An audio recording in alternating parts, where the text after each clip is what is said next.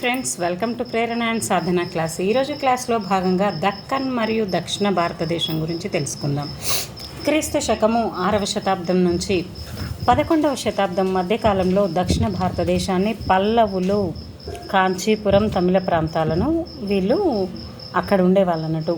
పశ్చిమ లేదా బాదామి, వాతాపి చాళుక్యులు, బాదామి, మైసూర్, కర్ణాటక, కళ్యాణి చాళుక్యులు కర్ణాటక, కొన్ని మరాఠా ప్రాంతాలను, వేంగి చాళుక్యులు తెలుగు మాట్లాడే తివాన్రాలను, రాష్ట్రకూటులు మాన్యఖేట నగరం రాజధానిగా కర్ణాటక ప్రాంతాలను, చోళులు తంజావూరు రాజధానిగా, తమిళ, మలయాళ కొన్ని తెలుగు ప్రాంతాలను పరిపాలించారు.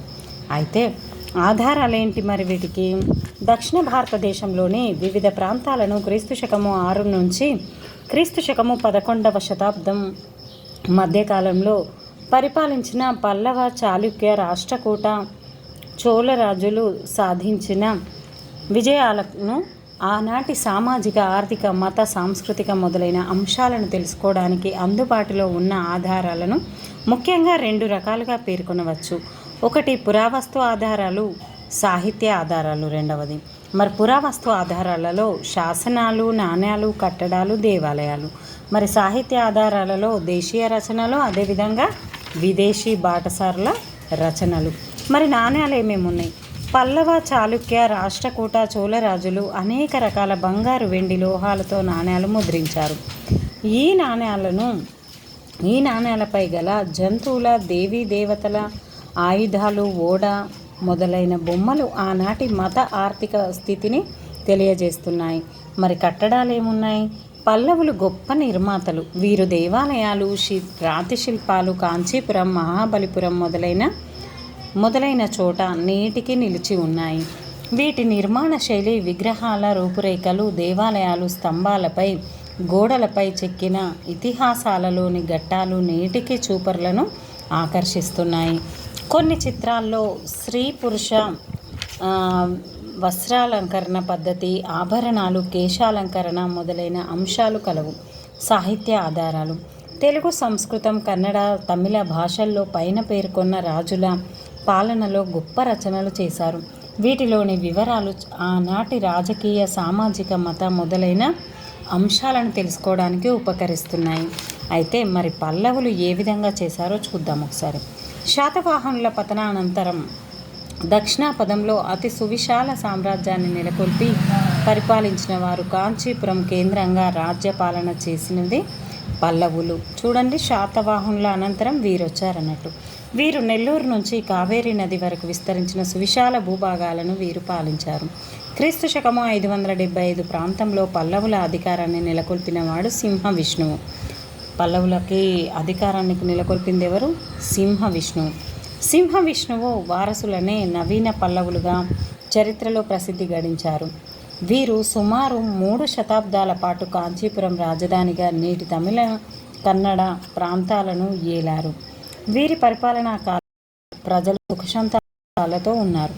అయితే పల్లవులలో ముఖ్యులు సింహ విష్ణువు కుమారుడైన మొదటి మహేంద్రవర్మ, క్రీస్తు శకము 600 నుంచి 630 వరకు, మొదటి మహేంద్రవర్మ కుమారుడైన మొదటి నరసింహవర్మ 630 నుంచి 668 వరకు, రెండో మహేంద్రవర్మ అదేవిధంగా 668 నుంచి 670 వరకు, రెండో నరసింహవర్మ 700 నుంచి 728. ఒక్కసారి చూడండి.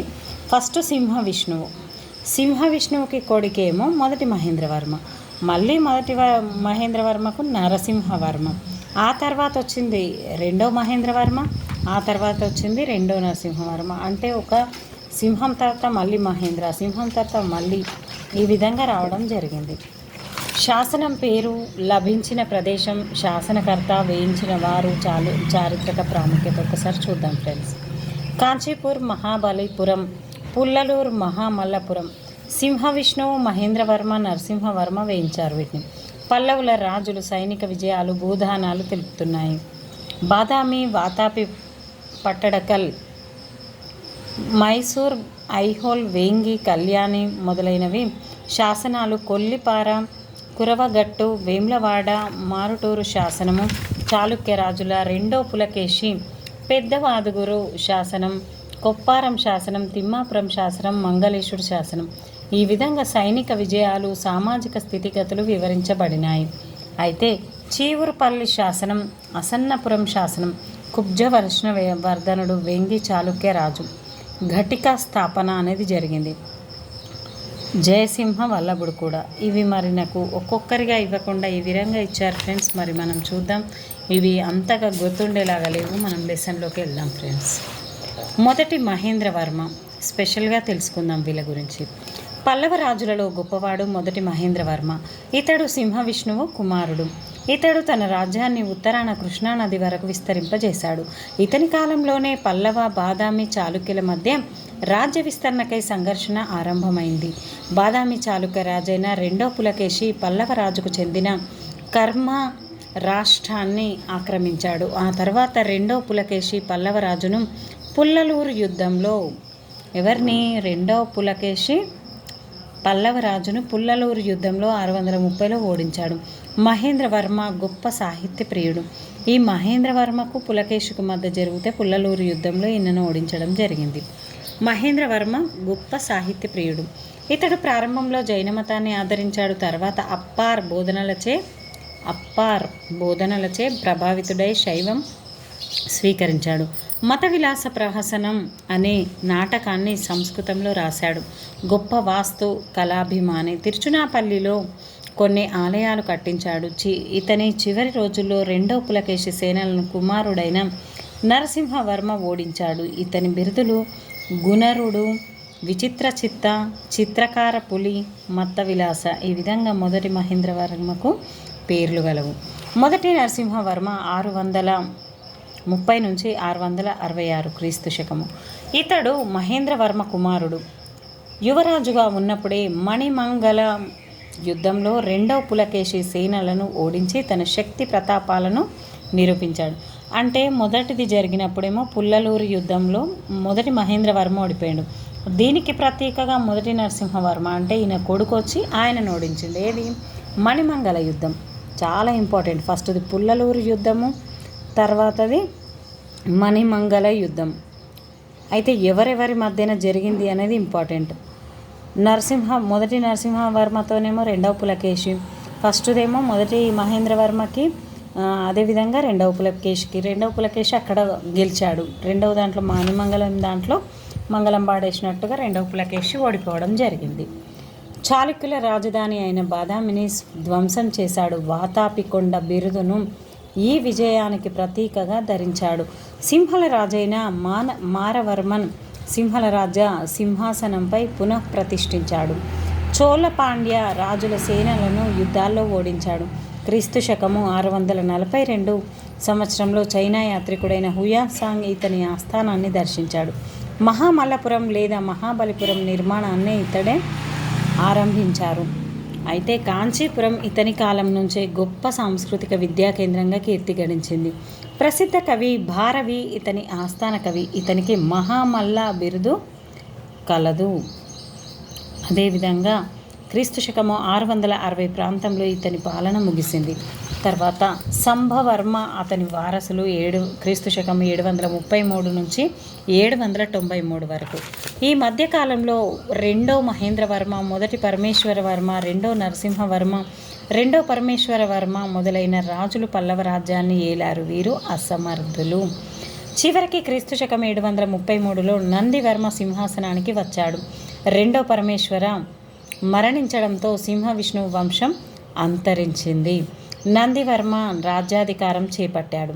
అయితే ఇతడు భీమవర్మ శాఖకు చెందినవాడు. క్రీస్తు శకం 740లో బాదామి చాళుక్య రాజైన రెండో విక్రమాదిత్యుడు పల్లవ రాజ్యంపై దండెత్తి పల్లవ రాజధాని కాంచీపురాన్ని స్వాధీనం చేసుకున్నాడు. ఇదే కాలంలో రాష్ట్రకూట దంతిదుర్గుడు పల్లవ రాజ్యంపై దండెత్తాడు. ఇతడు కాంచీపురంలో వైకుంఠ పెరుమాల్, ముక్తేశ్వర ఆలయాలు కట్టించాడు.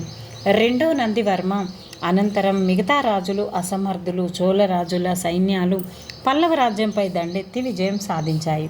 చోళ రాజైన మొదటి ఆదిత్యవర్మ సామ్రాజ్యంలో పల్లవ రాజ్యం విలీనమైంది.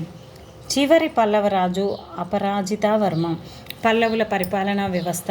దక్షిణ భారతదేశంలో గతంలో పరిపాలన చేసిన రాజవంశాల మాదిరిగానే పల్లవులు కూడా రాజరికాన్ని అనుసరించారు. చాలా మేరకు శాతవాహనుల పరిపాలనా వ్యవస్థ మాదిరిగానే పల్లవులు తమ పరిపాలన రూపొందించి ఆచరణలో పెట్టారు. వీరు మహారాజాదిరాజు బిరుదు ధరించారు.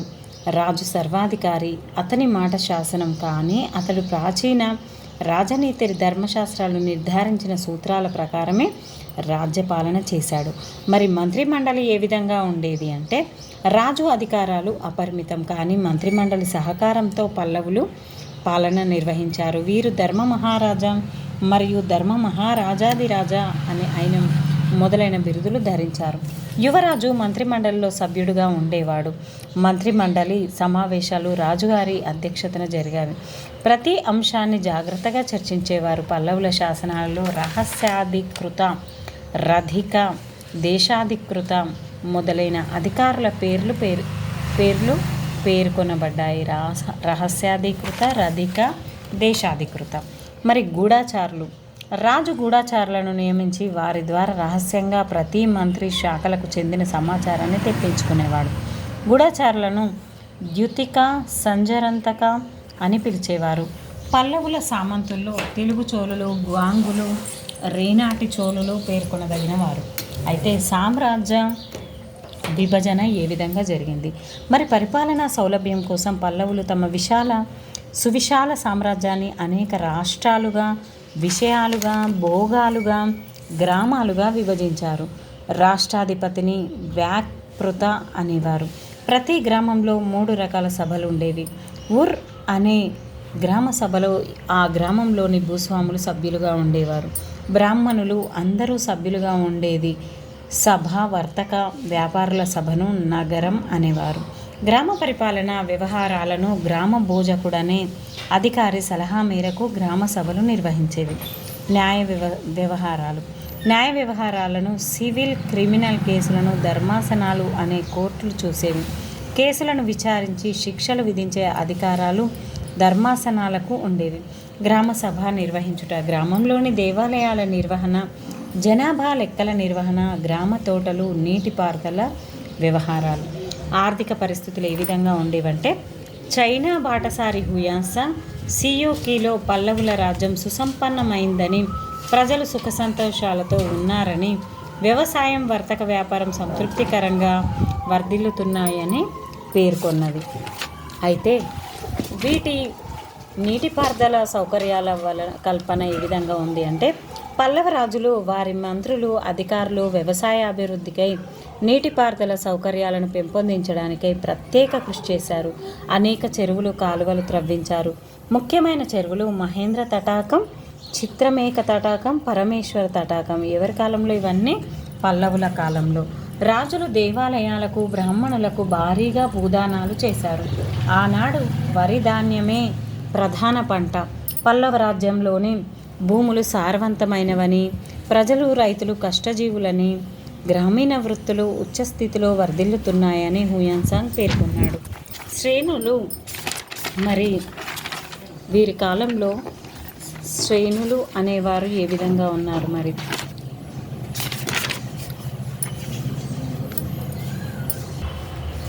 శ్రేణులు చాలా చురుకైన పాత్ర పోషించాయని, వర్తక శ్రేణులను నానాదేశీ మణిగ్రామం అని పిలిచేవారు. దేశీయ విదేశీయ వర్తకం భారీ ఎత్తున కొనసాగింది.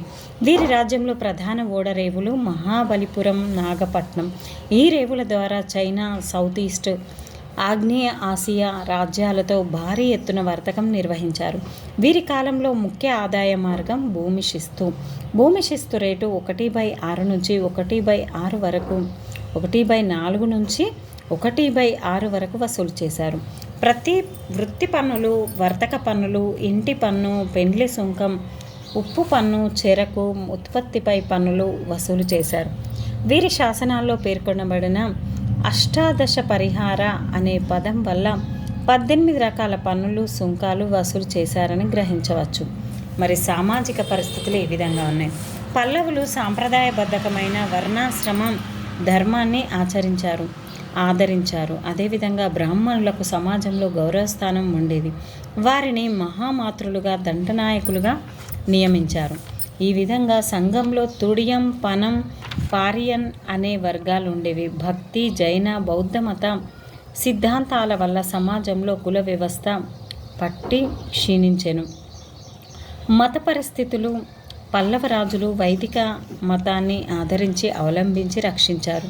శైవ వైష్ణవ శాఖలు రాజాదరణ, ప్రజాదరణ పొందాయి. సంఘంలోని అశాంతిని, వర్గ వైషమ్యాలను ఈ భక్తి ప్రబోధకులు రూపుమాపడానికి కృషి చేశారు. దైవభక్తికి, మోక్ష ప్రాప్తికి కుల, వర్గ, లింగ భేదం లేకుండా అందరూ అర్హులేనని ఆల్వార్లు, నయనార్లు బోధించారు. తమిళ భాషలోని నాయనార్ల భక్తి గీతాలను తేవారం అనేవారు. ఆల్వార్ల భక్తి గీతాలను నల, ఈర, ప్రబంధం అనేవారు. హుయాన్ సాంగ్ కొందరు జైన, బౌద్ధ శాఖలను ఆచరించారని పేర్కొన్నాడు. తిరుపతి, శ్రీరంగం, కాంచీపురం పల్లవుల కాలంలో ప్రసిద్ధిగాంచిన ఆధ్యాత్మిక తీర్థయాత్ర, మత కార్యకలాపాలకు కేంద్రాలుగా వర్ధిల్లాయి. మరి పల్లవుల సాహిత్య సేవ ఏ విధంగా ఉంది అంటే, పల్లవ రాజులు సంస్కృత భాషను, వైదిక విద్యను ఆదరించారు. కాంచీపురం గొప్ప ఘటికలు అంటే ఆ కాలంలో విద్యా కేంద్రాలను ఘటికలు అనేవారు. విద్యా కేంద్రాలు అంటే ఈనాటి స్కూళ్ళు వర్ధిల్లాయి. దేవాలయాల్లో కూడా వైదిక విద్యను, సాహిత్యాన్ని బోధించేవారు. నృత్యం, సంగీతం మొదలైన కళలను నేర్పించేవారు.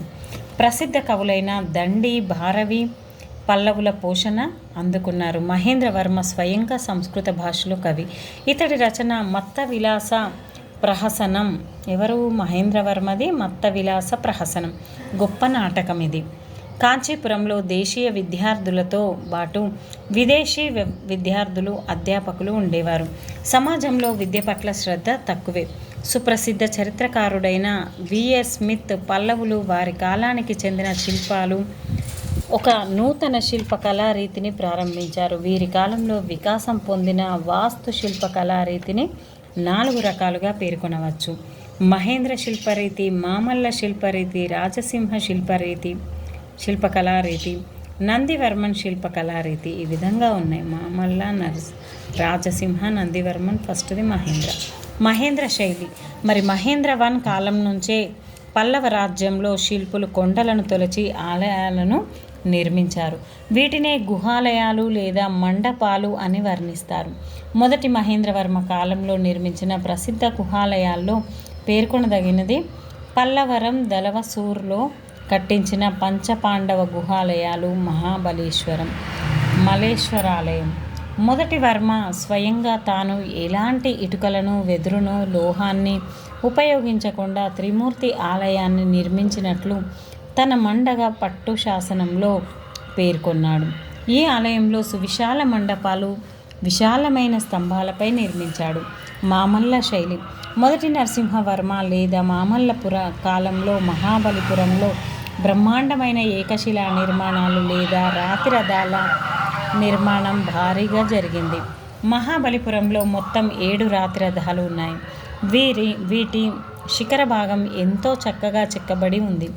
దుర్గాదేవికి నిర్మించబడిన చిన్న నిర్మాణం ఇది. ధర్మరాజ రథం అతి విశాలమైన భారీ నిర్మాణం. ఈ రథములు 2 రకాలు: చతురస్రాకారం, చతుర్భుజాకారం. వీటిని ద్రావిడ వాస్తు శిల్పరీతిలో చెక్కారు. మహాబలిపురంలోని పంచపాండవ రథాల్లో ధర్మరాజుకి, భీమునికి, అర్జునికి, ద్రౌపదికి, సహదేవునికి 5 రథాలు చెక్కబడ్డాయి. ద్రౌపది, కుంతి కోసం మరొక 2 రథాలు తొలచబడ్డాయి. అంటే ధర్మరాజు, భీముడు, అర్జునుడు, నకులుడి పేరు ఇక్కడ ఇవ్వబడలేదు. నకులుడి బదులుగా ద్రౌపదిని ఇవ్వడం జరిగింది. ద్రౌపదికి, సహదేవునికి 5 రథాలు చెక్కబడ్డాయి. ఎవరికి లేదు? నకులుడికి లేదు. మరొక 2 రథాలు తొలచబడ్డాయి. అవి కూడా ఎవరి కోసం? ద్రౌపది, కుంతి కోసం. ఇందాక ద్రౌపది దీంట్లో కూడా ఇవ్వడం జరిగింది. రాజసింహ శైలి. 2వ నరసింహవర్మ కాలంలో రాజసింహ పల్లవ శైలి రీతిలో దేవాలయాలు, గుహల నిర్మాణం, చెక్కడం శిఖర స్థాయికి చేరింది. ఇతని కాలంలో మొత్తం 6 దేవాలయాలు కట్టించారు. తీర దేవాలయం, ఈశ్వర ఆలయం, ముకుంద ఆలయం వీటిని మహాబలిపురంలో కట్టించాడు. పనమలై దక్షిణ ఆర్కాటి జిల్లా ఆలయం, కైలాసనాథ ఆలయం, వైకుంఠ పెరుమాళ్ ఆలయం, కంచీపురం. ఆలంకృత శిలతో చెక్కిన తొలి దేవాలయం తీర దేవాలయం. ఈ ఆలయంలో 2 శివుని విగ్రహాలు, 1 విష్ణువు విగ్రహాలు ఉన్నాయి. 2 శివుని విగ్రహాలు ఉన్నాయి, 1 విష్ణు విగ్రహం ఉంది. దీన్ని తీర దేవాలయం అంటారు. కైలాసనాథ ఆలయం మరో విశాల నిర్మాణం.